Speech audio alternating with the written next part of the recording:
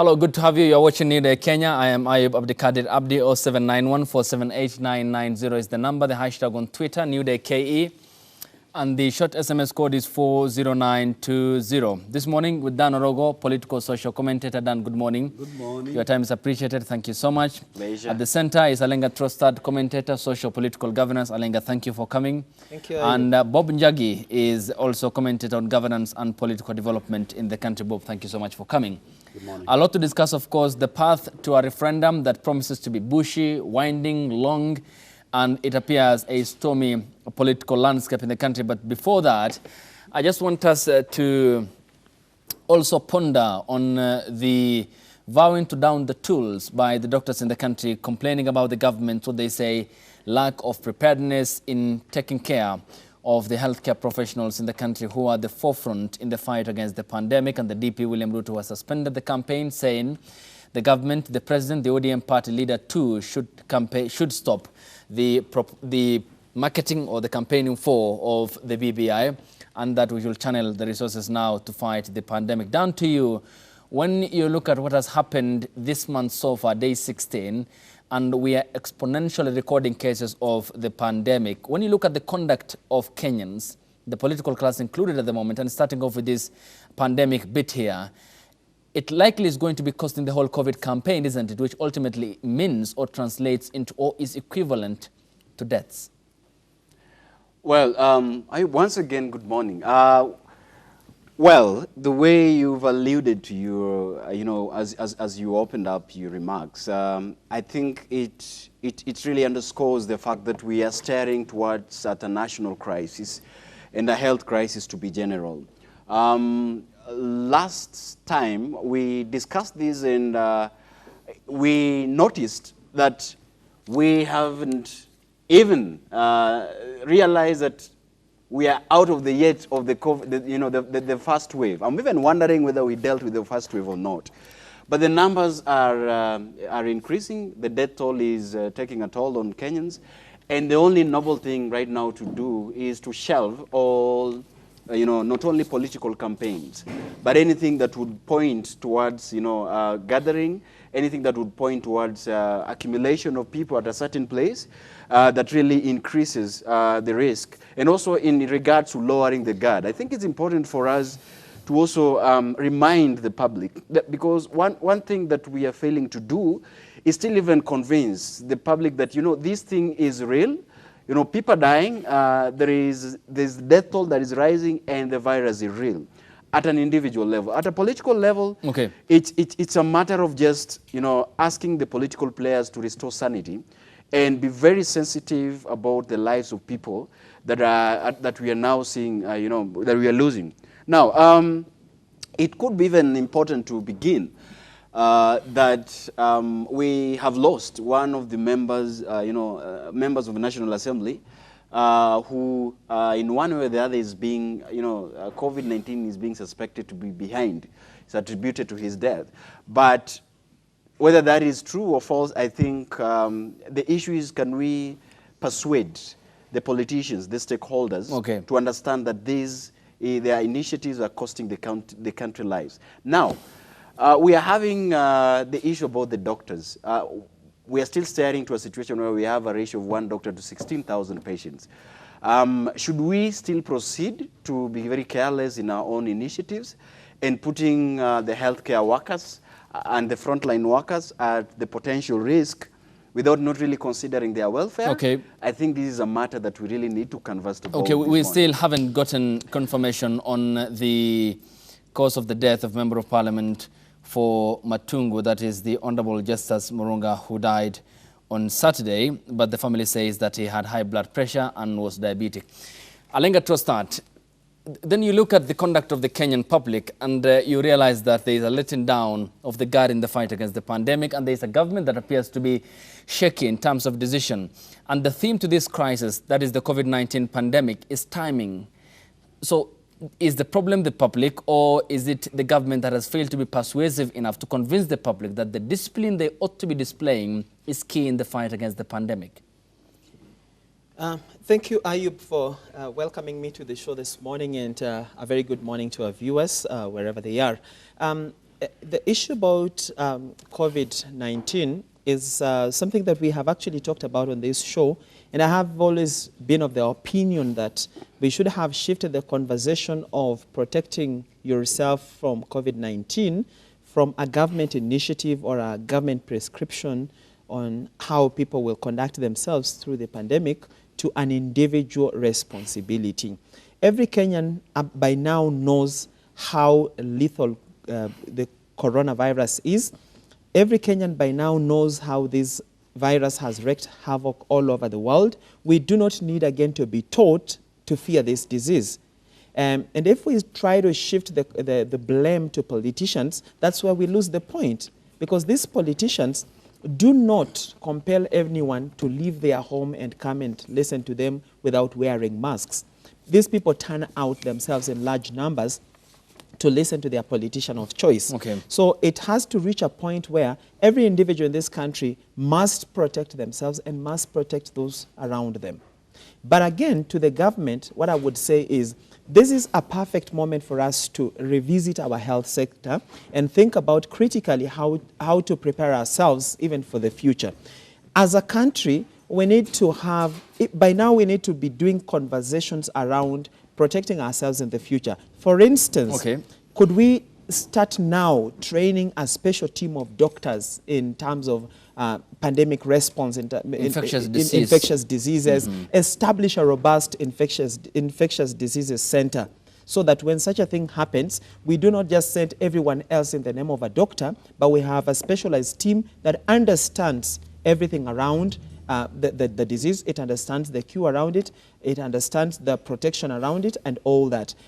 Many doctors that have succumbed to this disease have succumbed to it because it is not something that was in their preparedness. They were responding to the call of saving humanity, and instead they put themselves in harm's way.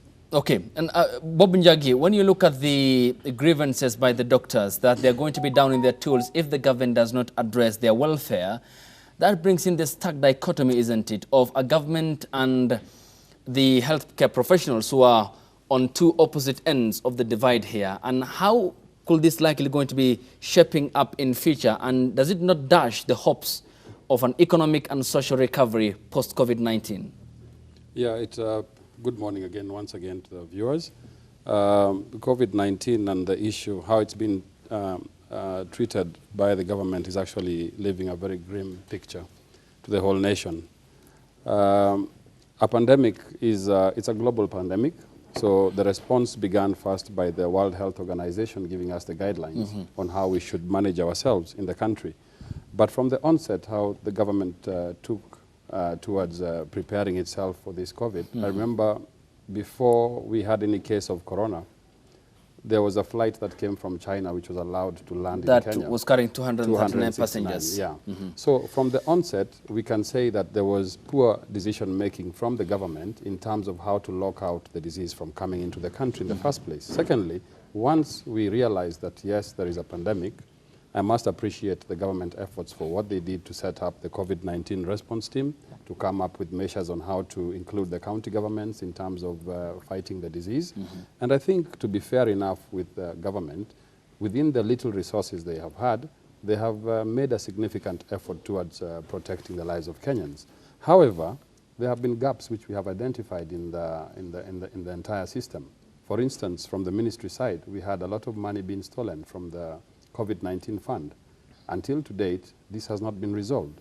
When the doctors are striking because of money which they ought to be paid, they are doing so rightfully because they can see billions of money being siphoned out of their accounts, and they're being told there's no money to compensate or to give them PPEs. I am a manufacturer of PPEs in EPZ at the river. We have been locally manufacturing these PPEs, and as I said, COVID-19 presents both a challenge and an opportunity. In terms of local manufacturing, we have the capacity to produce adequate PPEs to supply to the entire country for our doctors. The question is there goodwill? Is there political goodwill to do that? I think that is where government is failing, because an issue like PPEs should not be on the table. Let's discuss about remuneration, but about protection of doctors in the front line. We should be having our doctors should be, and nurses should be having adequate PPEs. Okay. In terms of what they're calling the insurance, it goes without saying that they need to be insured because they are risking their lives every day, engaging with the COVID-19 patients and other related diseases. I don't see why up until now we have not come up with an insurance policy under NHIF.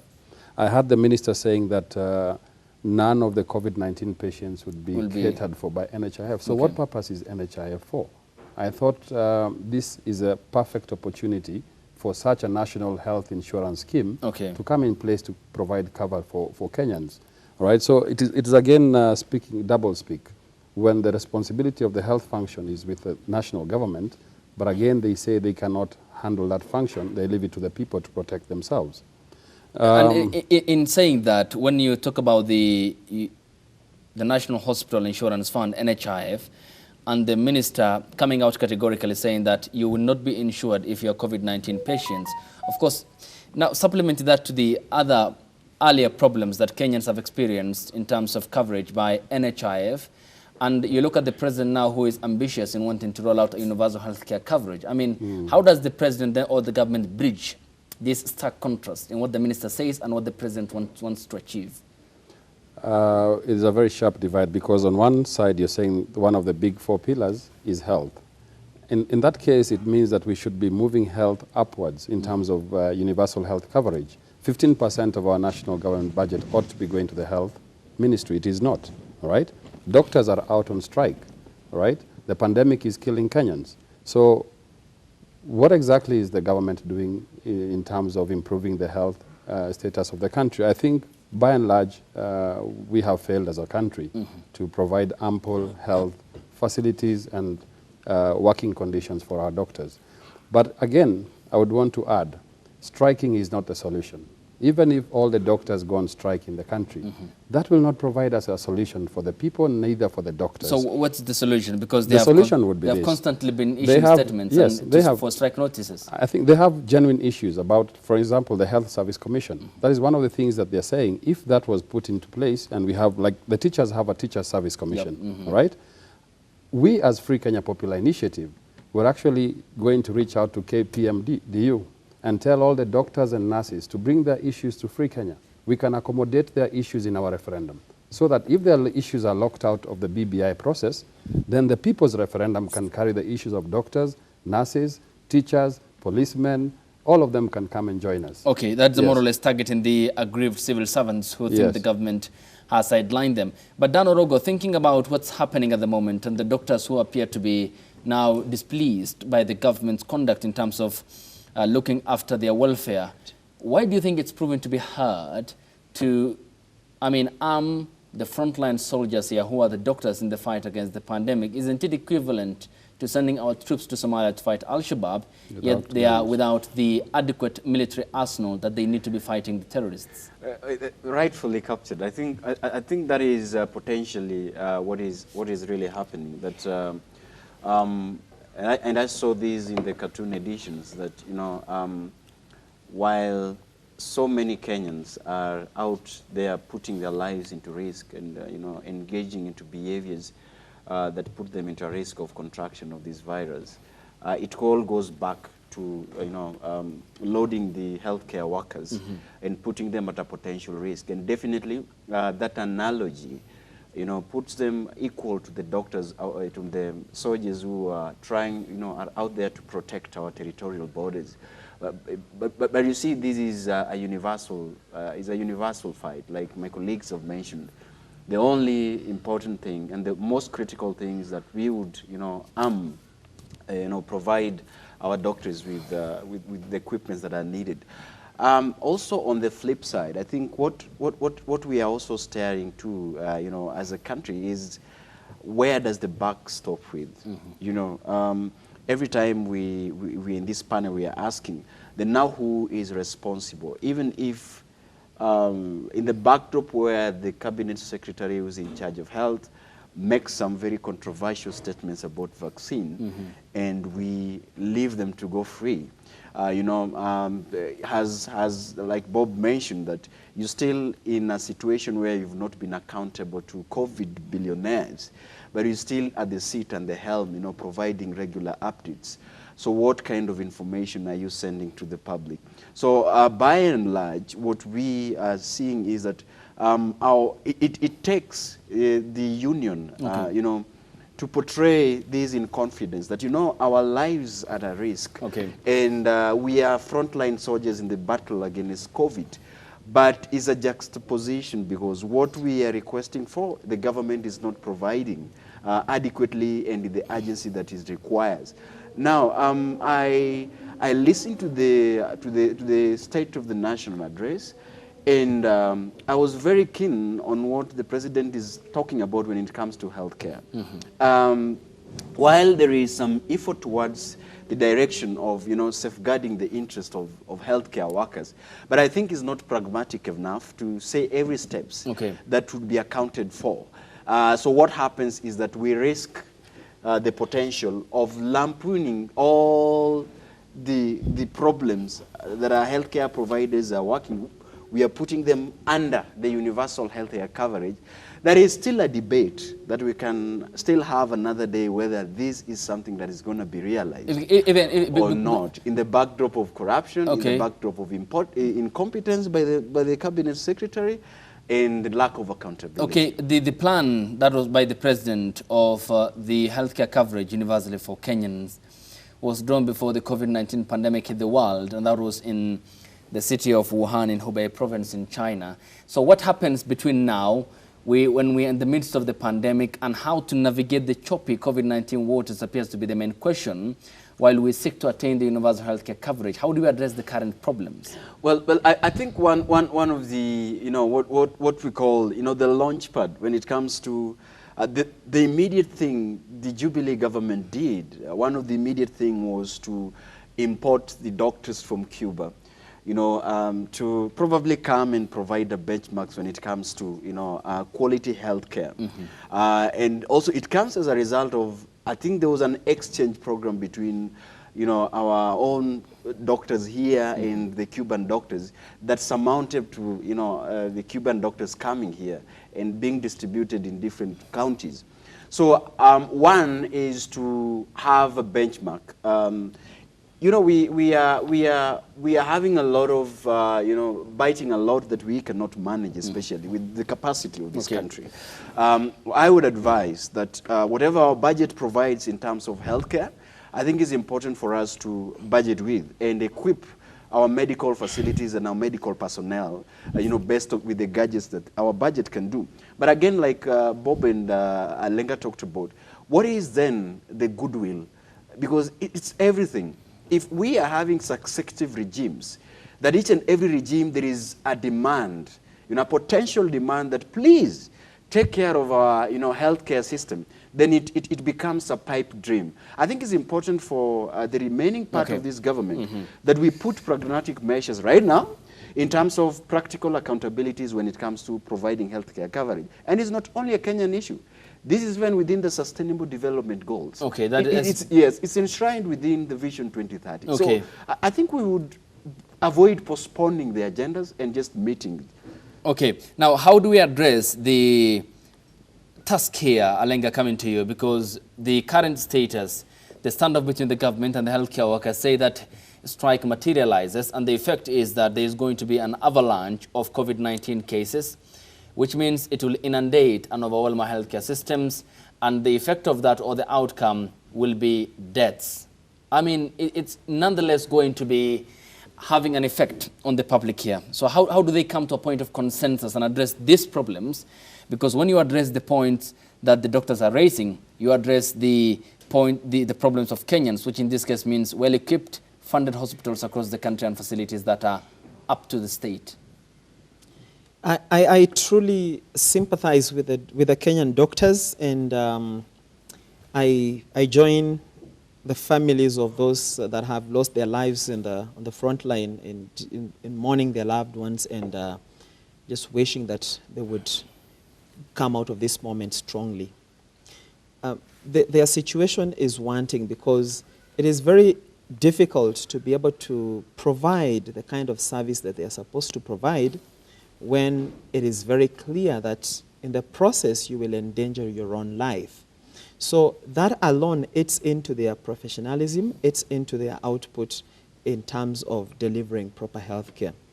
But again, our healthcare issue is a broad issue that we need to really look into and fix those issues once and for all. Mm-hmm. We have a health issue that has been completely neglected in the sense that when we we devolved health to the counties and then still has a control from the executive. Micromanagement, more or less, from the national government. Yes, from the national government. Mm-hmm. So it becomes very unclear what monies go to which quarters.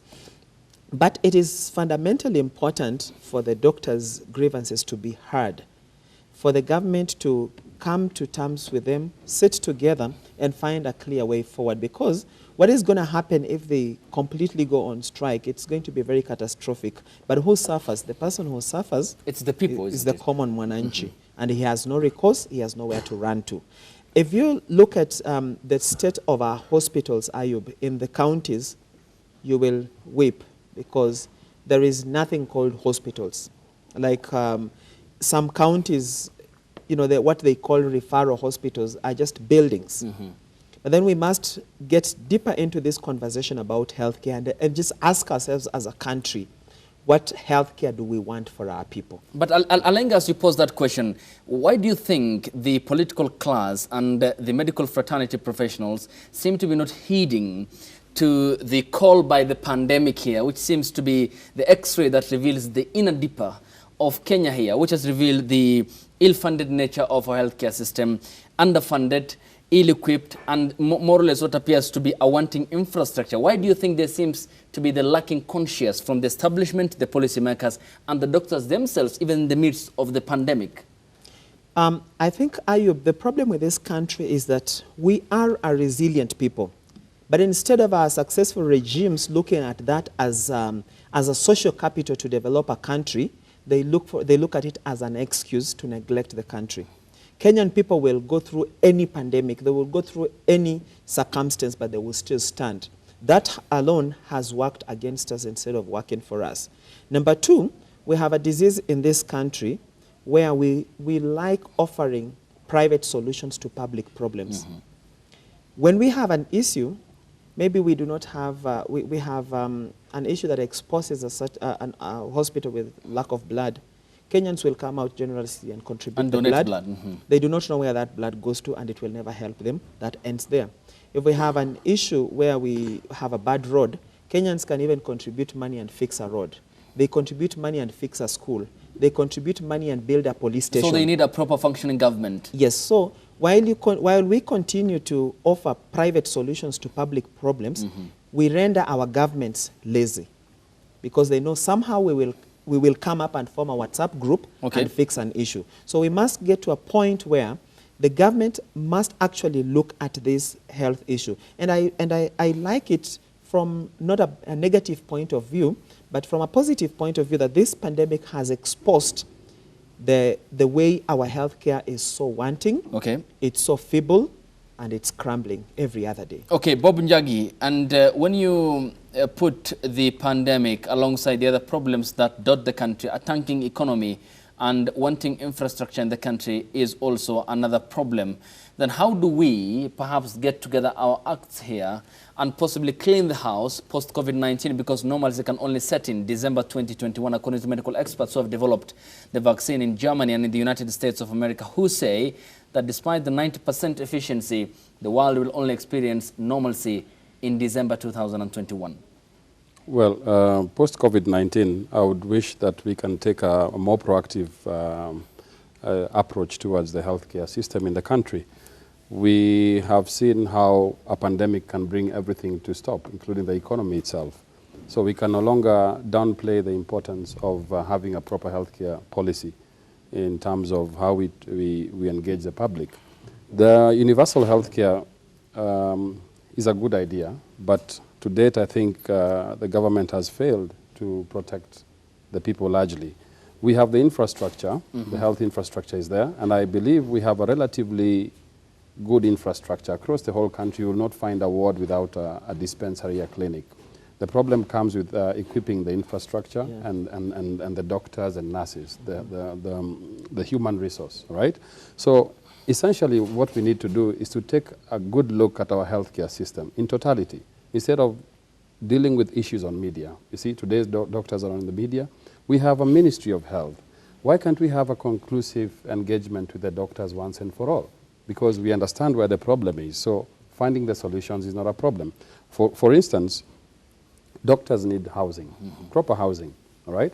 One of the government's agenda is housing. Yes. So I would think that the government would have started by constructing houses for doctors, nurses, teachers, all right, for the public servants, so that first they are well taken care of. Insurance, that is a basic right for every doctor because they're exposing themselves. And we already have a national insurance Hospital cover. fund. So it's just about creating a package for health workers that is conducive to their wishes. We're talking about promotions and remuneration. So many doctors in Kenyatta Hospital have worked there for so many years without any promotion. And you can find a new person coming in because they are well connected. They end up being promoted. So in other words, corruption in the ministry is also a problem. So this is why they're saying they need a health service commission that can regulate who gets appointed where, who gets promoted, who gets demoted. And those are genuine issues. Let's look at the politics of this COVID-19. Because there's also politics in it, and that's the problem. Because you find those who are managing the disease also can use the political environment to manage the disease. For instance, when it is okay for some people to hold rallies, and it is not okay for others to hold rallies, aren't you using politics to manage, you know, using COVID to manage the politics of the day? That is something we have to be alive selective to. Application Selective of application, the recent yes. guidelines. For instance, we saw rallies being done by one side, which is okay, but when another side does the rallies, there is hue and cry about COVID-19. So we have to be sincere as Kenyans. If we are saying no public rallies, let there be no public rallies. That If no Kenyan can stage or attend a public rally. Yes. Okay, so the politics again is affecting complicity the is what you're talking about here, Yeah. and the laws not applying to some section of Kenyans. Therefore, I mean, when you have, for instance, a political party A allowed to carry on with its function, and then political party B is not or is blocked, is not allowed or is blocked from carrying out a political function reasons of COVID, for reasons of the coronavirus pandemic. I mean, the perception that the rules apply to some at the top and others within the political establishment can cause the campaign, isn't it? Therefore, how does the government need to come in here with regards to also the failure by the ministry to be persuasive enough to call on Kenyans to not let drop the guard against the pandemic? It starts from the president. At times, you'll find a president is wearing a mask. At times, he's disowning the mask. Okay? So he's double speaking.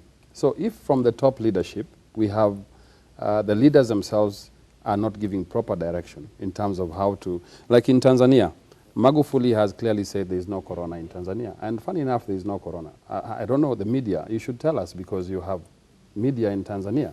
Are people dying? I saw 1 week ago a stadium full of 20, 30,000 people. Nobody is wearing a mask. Nobody is social distancing. And they just held an election. Nobody is sanitizing. So are they dead? How many people are infected to date? So is this COVID-19, the statistics that we are getting even from government, who is testing these people? We have been told 1,000 people were tested. Where? I've never seen anybody being tested myself. Have you? Has any of these people on the set here seen anybody being tested? So also let us put to question the integrity of those who are managing the COVID itself. Are they using it to control the public? When you say that cases are rising, you're trying to forestall people from engaging, right? So how do we know the statistics are genuine? Who verifies these statistics? If today they're telling us COVID money has not been stolen, and that's a government saying, and then you have money being stolen, so do you believe the figures even been given out by government as to the number of cases? Okay, as to the communication, right? the Ministry of Health is... There's a lot of integrity issues, even in how how COVID is being managed, and Kenyans are not buying into it. And that's why you have even a section of the country saying, perhaps the COVID-19 is being used as a political tool for managing 2022 elections. Which is a possibility. The Ministry of Health remains the sole communicator when it comes to the pandemic. What we can only take as a report is of course, the conclusion and the reports by the World Health Organization, which is the United Nations mandated body when it comes to health affairs. Hopefully we now have a vaccine then the world will be back to normalcy. Now, let's turn our attention to the political pages of the papers this Monday morning. Dan Alenga and Bob here. And of course, it's all about the path to a referendum in 2021 that promises to be bushy, thorny, and a long, winding route for that matter. Dan, to you first. The Prime Minister, the former Prime Minister, was in the county of Kisumu. On Saturday, he met the 8 governors from Western Nyanza regions, and he said there is a need for a unified voice going forward. But besides that is an echo chamber of concerns as to stakeholders and entities who want their views captured in the report before leaping forward towards the 2021 referendum. How do the principals address this stark contrast of the two Kenya? The Kenya that is a proponent or is supportive of the document, and the Kenya that doesn't or doesn't want to move forward until their views are captured. How will they address this stark contrast and bridge the differences because they're heading the BBI? It could be very subjective for the two principals to be very neutral, you know, on this matter, because you know, for the interest of what is in the public domain is that they are the proponents of Building Bridges initiative. And therefore, it would be very subjective for us to even, you know, toy with the idea that they would be, you know, we provide a fertile ground for opinions to be, you know, to be factored in.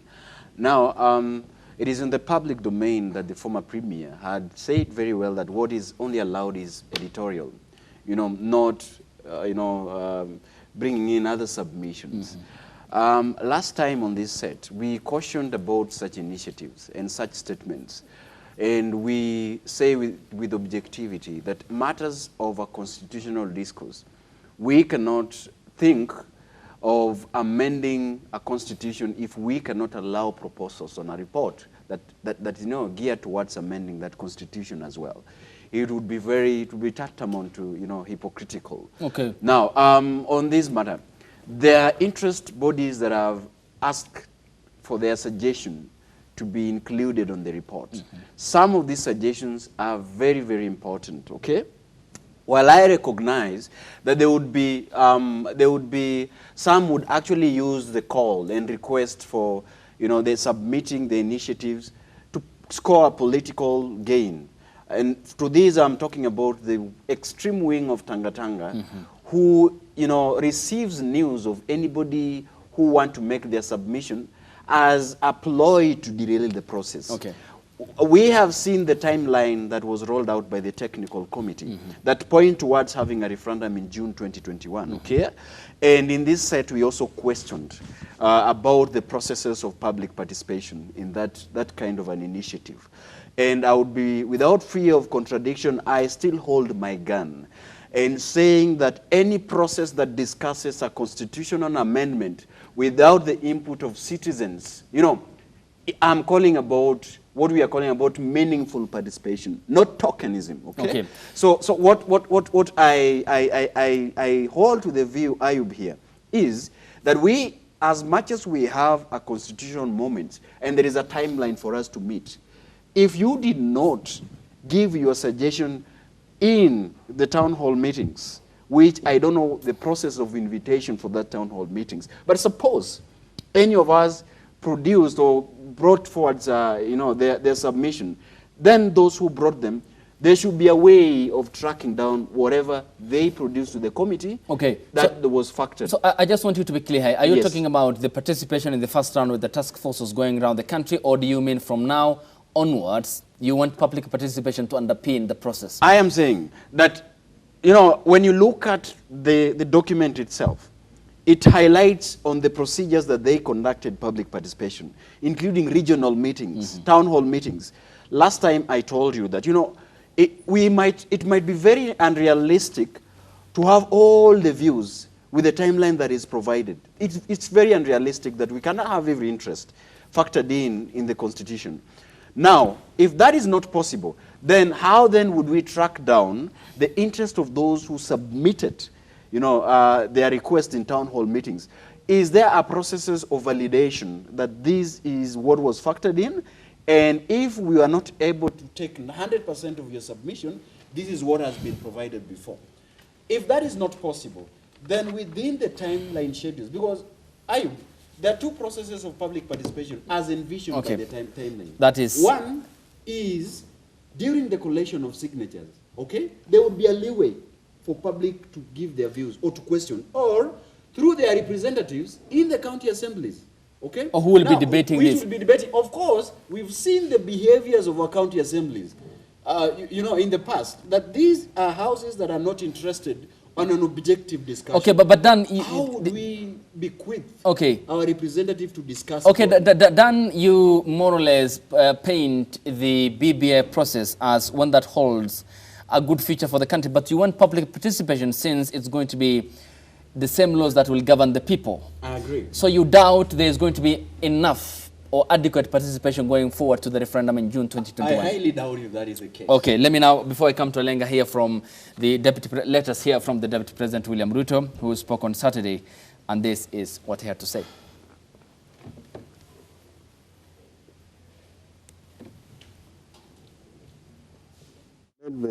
Is introducing the imperial presidency. Show us where it is, where the presidential powers have been added. That's a hoax. There's nowhere where this document has added more powers to the presidency. I have myself been very much part and parcel of the struggle for reform and for change, and will never be party to any amendment which will recreate imperial presidency. Both the Prime Minister and his deputies were members of Parliament. So you've got all the members of Parliament, now you've got these other members of the executive who are recruited and they have been paid their basic salary, their allowances directly from the exchequer, which is more expensive, in my view. I think that this is actually reducing costs rather than adding costs to the taxpayer. And you can take that to the bank. That is the former Prime Minister Raila Odinga, not the Deputy President William Ruto, but we will be getting to the sound bites of the Deputy President William Ruto shortly. And the former PM was talking about the, more or less he was pouring water or rebuking those who say that the task force does recommend imperial presidency, and he was meeting the governors from Western and Nyanza regions. But Alenga, talking about that, Odinga, besides that, in length also spoke about the future that lies ahead, the path towards the referendum in 2021. What does it promise to be here? Because we don't expect in democracy to be a smooth sailing process, because we'll have the no camp that will be voting against the document, of course, come June in 2021. But how will they prevent what they call a contested referendum, which in this case might be or might turn out to be a violent one owing to the conduct of the establishment and the political players at the moment? Ayub, while looking at the BBI issue, we are supposed to actually open it up and look at it from very many perspectives. Number one, the BBI has been criticized by those who criticize it based on lies and sensationalization. The same people that stood and, like, if you look at the Tanga allied politicians, they even stopped their people from reading even BBI 1. They told them that is a bad document, don't even bother to read it. So when the final draft comes, and the window period for submission of your issues has closed, then they now say it's a good document, we want consensus around it, and it has these and these issues that we want fixed. Then you wonder, at what point did they develop affection for this document? The same document that they trashed in the first place. So as we go into this, even towards the campaigns for BBI or the referendum or other issues that are supposed to happen following that, there are certain things we should learn to normalize. Number one, we should learn to normalize that there will be those who will be against BBI. That's a fact. The conversation about consensus is just a lie. Nobody wants consensus on that document because, again... So the door is shut? Yes, the door is shut. On the BBI? The door is shut on the BBI. So how do we accommodate? Because the former Prime Minister said that we might need minor edits For instance, in the case of the pastoralist community, which according to him had presented tangible and substantive views, Yes. unlike other political members, he said. Yes. So therefore, in these minor edits, now that you say the door is shut, how do we include them? I believe a framework can be designed for adopting these issues that had been legitimately raised by the pastoralist community. And that is a sign of patriotism. Because Ayub, you look at it from this direction. In this country, we are good at shutting doors, even doors for conversation. Every door that opens for us to find an opportunity to ever talk about our issues, we want it closed immediately, because there are certain things that impress from where we sit, and we do not want our convenience to be interfered with. So we would want certain discussions not to be held in this country. But again, while we are closing all those doors and all those possibilities for talking, we rise again with certain ultimatums. For sure, Kenyans should wake up and question the Tanga movement or even the deputy president and tell him, surely you refused any doors to ever discuss these issues. So why are you bringing them at the 11th hour? Okay, but and again, okay, Alenga, also there are many who have spoken positive about the document, in this case the proponents. But the question is that in the same camp, there are those who are speaking to the other end of the political divide that you say are the radical left, in this case the Tanga wing of the ruling Jubilee Party, which again means that they directly counter, which is directly counter to what they want to be achieved under the new Kenya through the Building Bridges initiative. How do we also take off energy from the radical wing also of those who are proposed or are supporting the Building Bridges initiative? Ayub, we might be lost gathering the stars instead of just grabbing the moon. Because in this country, everything that comes on the table, we have to personify it. We have to ask who is saying. Then when we hear who is saying, then we decide whether we are supporting it or we are not supporting it, whether it's good or bad. So this line was cut, was drawn already, that because these BBI recommendations proceed from the hands of Raila Odinga and the President Uhuru Kenyatta, we are not going to be party to it because this and this is happening. So it is very interesting for such people to come and draw us into a conversation last minute and want their issues to be listened when there was an opportunity to raise that. And again, you'll ask yourself, the BBI conversation is not the beginning and the end of Kenya's problems. This is just a beginning to revisiting our constitution and fixing issues that we must fix. This is not the only referendum or the only constitutional change that we can engage in. There are more things that we are supposed to do to be able to refine this constitution so that 50 years from now, we are proud to be who we are. Okay, but Alenga, as you mentioned that, and we agree, okay, Dan, hold on. We agree, before I come to Bob, we agree that the Tanga wing has been opposed to the handshake since 2018. Agreed. I tick the box. But the problem is that there are some, and I want to mention names, Gladys Wanga and company, who thrive on the formula of love Uhuru Odinga, that is Kenyatta or Odinga, hate William Ruto mantra, which is the problem. Again, it again brings in the aspect of friction within the cause of driving Kenya towards posterity that you're talking about. That is the question I first of all talked about. I said in this country, we personify every decision we have to make as a country. We look at it, who is saying, who is pushing this agenda.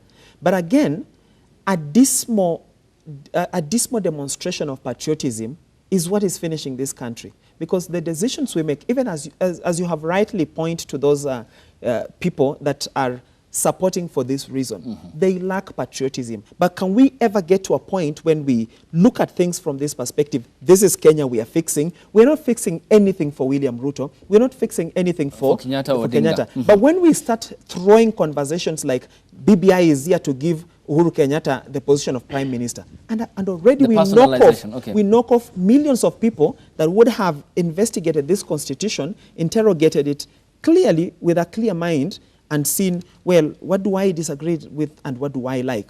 Today, if you go on the streets and ask anyone, do you like the BBI? They will tell you, I don't like it. That document is not for common mwananchi. Then you ask him, what part do you differ with it?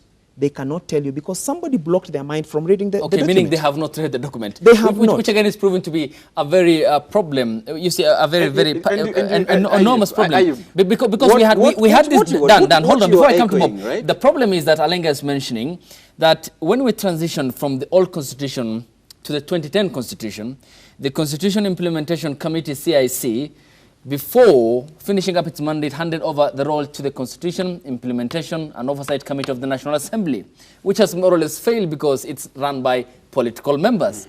And then the problem now is, again, as Alenga mentions, while this illiteracy appears to be a problem that underpins the Kenyan society, who will read for the majority of Kenyans who will be voting on the same document in June 2021? And that is what I just say, that you see, there must be a third way. You know, statements like there will only be editorial part or that we will not allow conversation, those are, such like statements are very unwarranted right now. And I still hold to what I have said. And it's good that we are coming back to it. Now listen, Professor Kivuta Kibwana, he's a professor and who's really have been throughout a constitutional discussion process in this country. He had actually pointed out matters that needs to be clarified. The Council of Governors, when you're telling me about 18 governors who met and ratified a decision, how representative can we call that a representative of the governors, the 47 governors that we are having?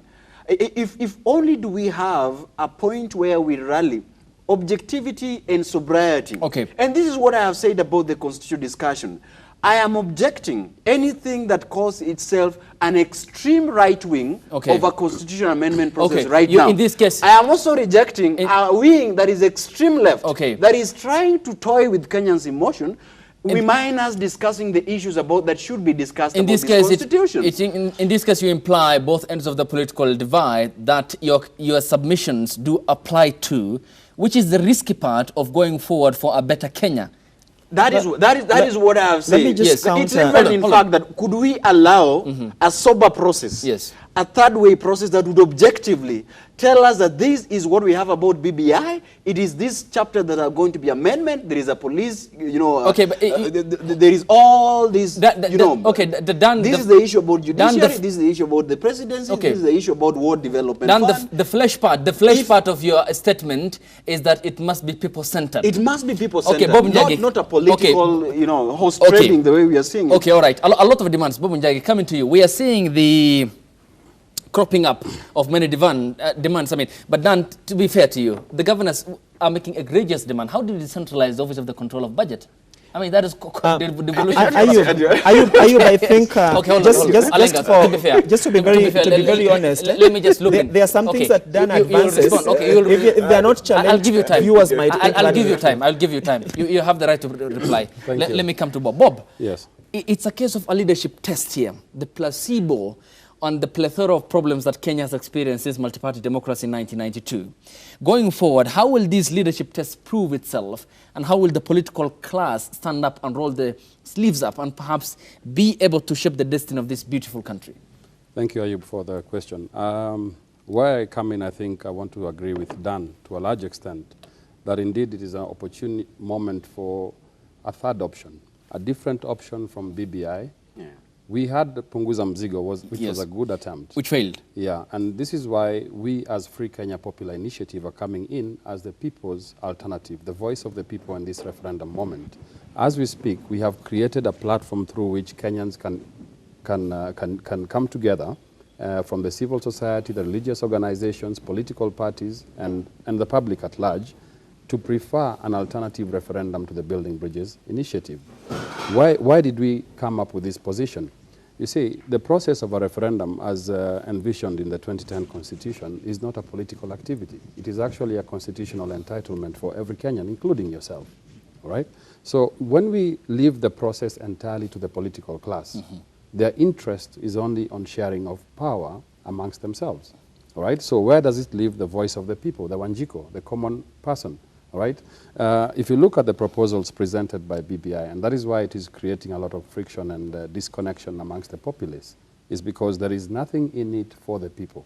In fact, but the other proposals that are proposals made, which are which are beneficial for the people. Yeah, if you look at them, to be fair to you. let's look at the issues contained in the constitutional amendments. You see, there are some proposals they have brought forth that are called sweeteners, which are not really issues of a constitutional amendment. But we're talking about issues like expanding the executive. The former Prime Minister just said that they are not going to make an imperial presidency.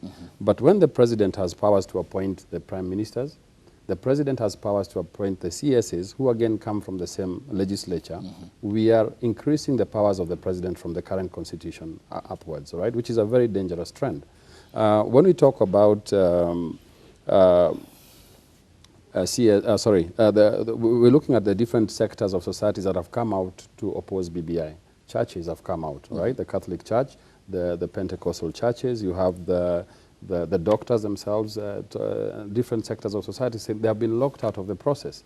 Now, as Free Kenya Popular Initiative, we are reaching out to all Kenyans because the process of a referendum is supposed to be a process of direct, what do you call it, direct representation, right? It's a form of direct representation. But the question is this: are the people representing themselves in this referendum moment, or is it the state that is preferring a referendum on behalf of the people? And at that point is where we converge between the voice of the people and the voice of those in government. More or less what Dan says is that the process should be underpinned by the people who, in this case, as he mentioned, are very critical going forward and are pivotal in the balancing of the political way at the moment. I'll be giving you the right to reply after the break on the broadcast. And the number is 0791478990, the hashtag on Twitter, NewDayKE, the short SMS code is 40920. We are back after the break on the broadcast.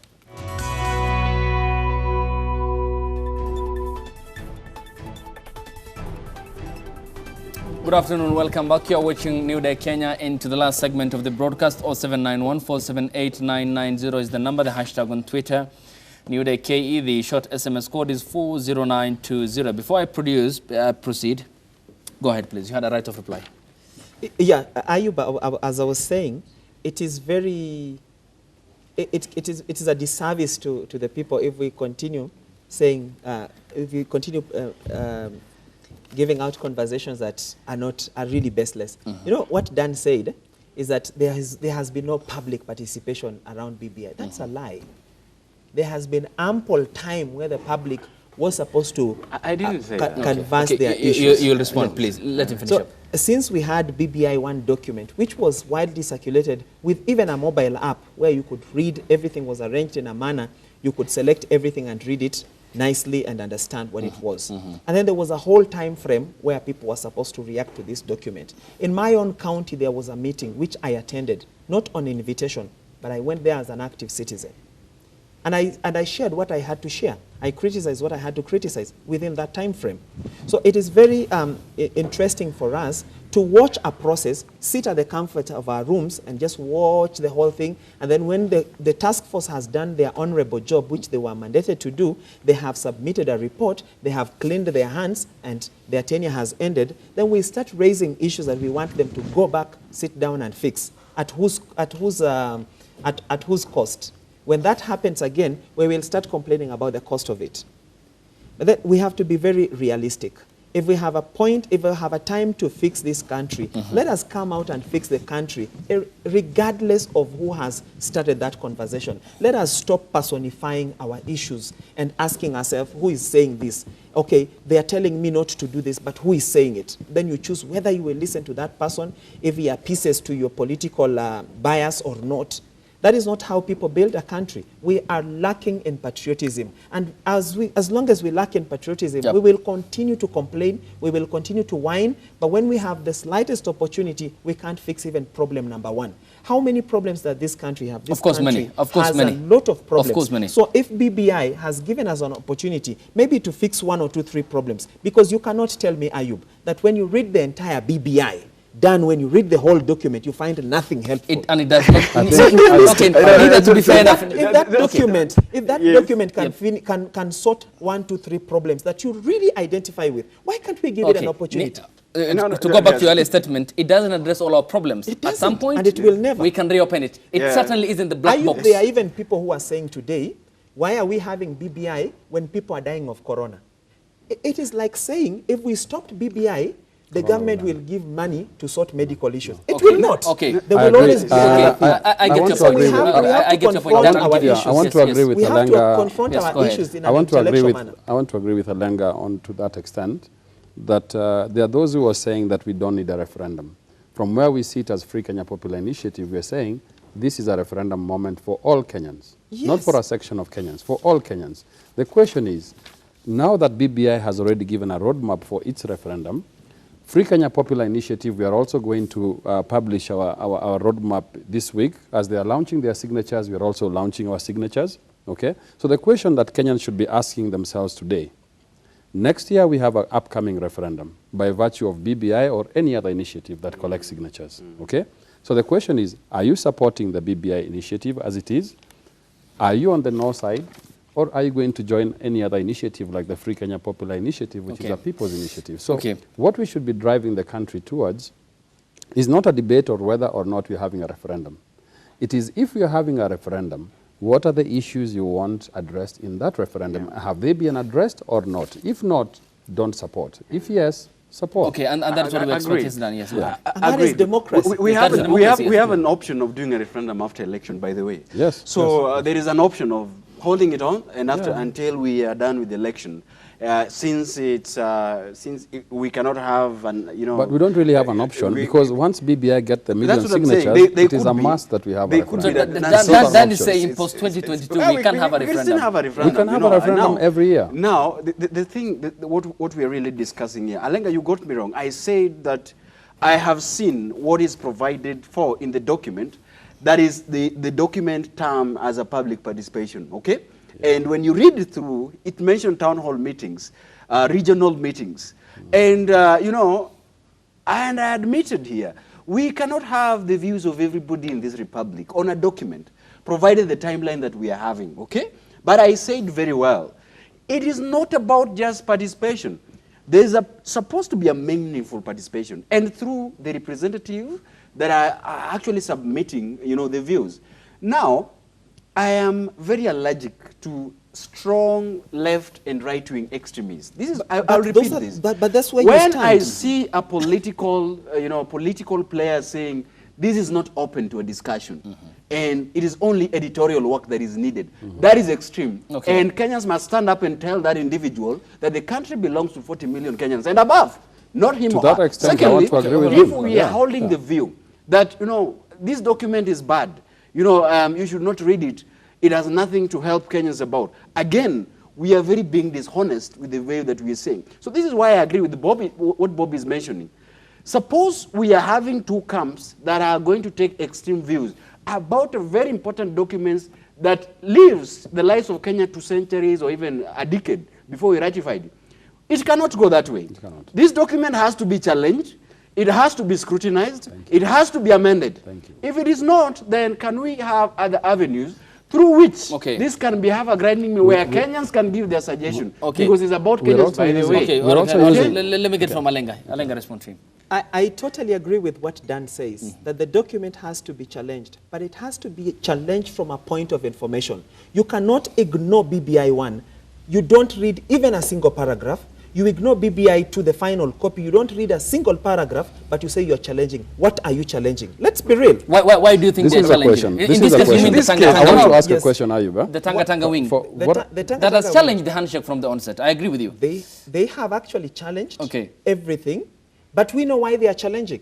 They said they are not happy with the handshake. So because this document proceeds from the handshake, that's where their problem is. Number two, this BBI document is not going to be voted for by 2 or 3 politicians. It is going to be voted for by those 50 million you are mentioning. Don't forget who haven't meaningfully participated in that. To be fair, the committee had conducted sittings across the country, town hall sessions, where Kenyans had, went before the committee or the task force and presented their views. The committee, the committee itself, including the committee itself, members sitting on that committee has, poke holes on the final report that was presented to the public. Okay, you're talking about Major Sei. Yes, now you're telling me, if that is the view, of an insider sitting in a committee that produces a document that Kenyans are given, then how would Kenyans really trust a document that even people who are sitting with the committee have disagreed with? Okay, so and it's not for in other words, okay, on the floor. Yes, and okay. you took all my Okay, time. I'll query on that. Yes. Yes, Alenga, finish up before I come to Bob. Dan, we have had those contentions. Major Say is just one of the members that sat on the task force of the committee on BBI. We cannot take... Semeha. Semeha did not differ with the document. I have followed... But he supported the claims made by supported the Major. He said let me just query that Major Say has a right to canvass the issues that he had. However, he should be corrected on the errors he made in that reporting of facts, which was not factual at all. But again, that put aside, that's not even the conversation you should be engaging in. The conversation is, was public participation done or not? In what manner did Dan want the public participation to be done? The public participation was done in town halls. It was done in major... You remember, governors were actually collecting views. And when there will be a BBI rally, for example, when there was a BBI rally in Mombasa, Amason Kingi, the governor for Kilifi, on behalf of the coastal governors, read their presentations. Presentation. Yep. If that is not public participation, That was public participation. Okay, to be fair, Dan, before the governors came on board at the Mamangina waterfront, they had collected the views of the people a day prior. And that happened in Kajiado, it happened in Garissa, it happened in the coast, it happened at the Bukungu Stadium, it happened at the Abagusi Stadium in the county of Kisii, which was the departing point of the BBI convoy. So to be fair, at some point to some length, there was public participation. So, if there is, what I say, a meaningful just public listen, participation. let me finish my point. Okay. Yes, because I was asking. I was just clearing the air because I was just clearing the air because the viewers have to get factual information. You've had a lot of latitude to yes, before I come to Bob to finish up because of time, yes, Alenga, finish up, please. So clearly, if it was ticking the box of public participation, that committee ticked that box. And if it comes to the point of these issues affecting 50 million Kenyans, including the ones who have been born today, that moment will come. And those Kenyans are going to go to the ballot and choose. So we cannot sit somewhere and dictate and say Kenyans did not have public participation. Kenyans do not like this document. Let us give them an opportunity. But let us also normalize the fact that in every referendum question, or in every vote in a democratic system, we will have the nays and the ayes. We will always have that. So let's normalize that and give Kenyans a moment to either shut this document like we shut the draft in 2005 and pass the other draft that formed the Constitution of 2010.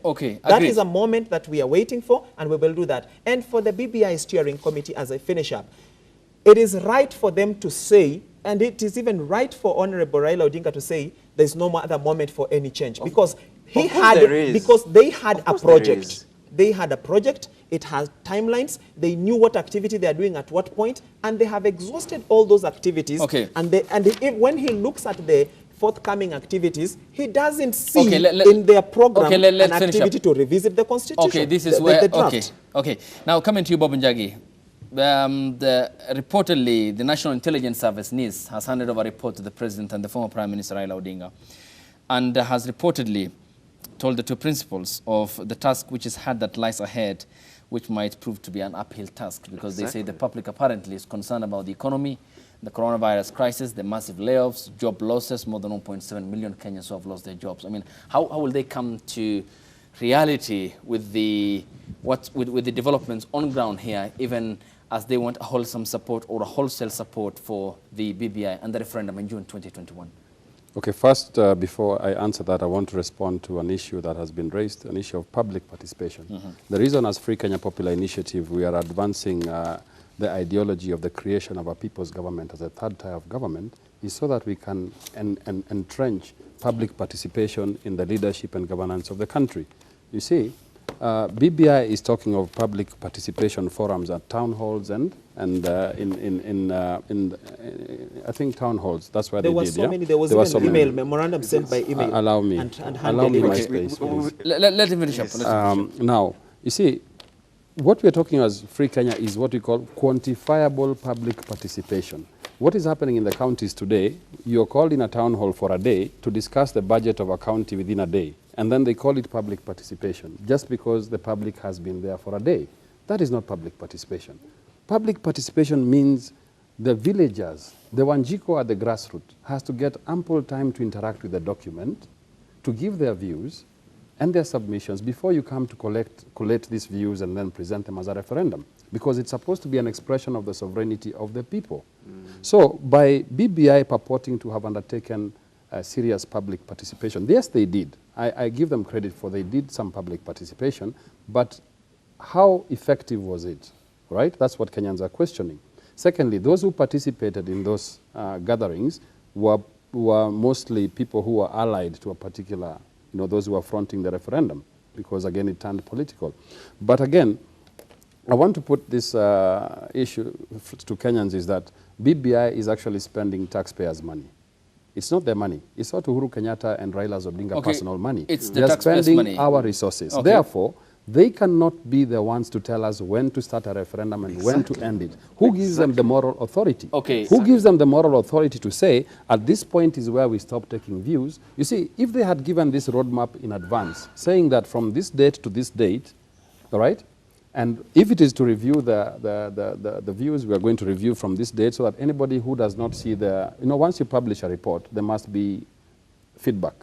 So how do you accommodate the feedback in the report? So in other words, right? in other words, you and Dan are more or less championing for people-centered process because their resources are involved and their future will be involved. Here is a in the solution for us. future. Here is a solution for us. Yes, briefly, as to finish up, because of time, I need to wind up. Yes, there is no referendum that should go uncontested, because that narrows down the options and choices for Kenyans. Yeah. We have a popular initiative. Okay. You can only sign up to the referendum online by That is also www.freekenya.or.ke. As also done by the BBI, which more or less had online, more or less, form of we are presentations. telling Kenyans that in this referendum moment, there is space for the people. We are coming in very big as Free Kenya. Okay. And in the near future, we are going to be presenting Kenyans with a better alternative to the Building Bridges initiative. Yeah, Mr. Dan. Well, final comments. My final comment is I say that this is a document that was reviewed and presented to Kenyans, and therefore that underscored the principles of public participation, meaningful, and I would add what Bobby has just talked about, quantifiable. We have a time where you cannot be given a document where the whole of that fate of your participation is already sealed.